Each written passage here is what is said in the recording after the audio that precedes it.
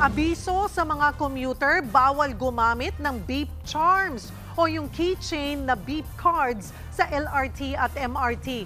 Kukumpiskahin po yan ng mga otoridad. Nasa frontline ng balitang yan, si Gerard de la Peña.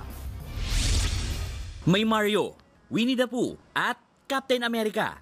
Ito ang mga cute at handy beep charms o keychain na beep card na fina-flex ng ilang netizens kapag sumasakay ng LRT at MRT. Meron din yan sa Taiwan. Yun nga lang, wala pa talaga yan sa Pilipinas. Pero bakit meron na ang ilan? Kumbaga masyado silang matalino, in-extract nila yung chip, nilipat dun sa charm para tanggapin. Kasi yung pag tinatap nyo po yung beep card natin sa mga turnstiles, yung chip po ang binabasa. Ibinebenta raw ito online sa halagang 500 hanggang 800 pesos, depende sa design. Isa raw ito sa rason kung bakit nagkakaubusan ng stored value cards. Kaya ngayon, ang sino mang commuter na makitaan ng keychain beep cards, ipapakumpiska.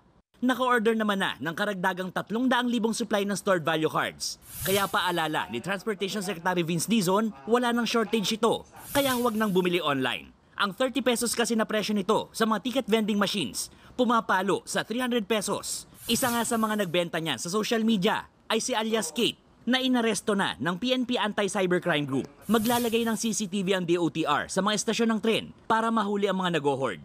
Pag hindi sila nag-shutdown, pati yung mga online selling na to, papakasuhan ko din. Kasi kinukonsinti nila yung mga illegal na activities online.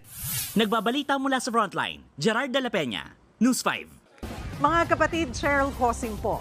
Maging maalam at may pakialam sa mga napapanahong issue at headlines. Mag-follow at mag-subscribe na sa social media pages ng News 5.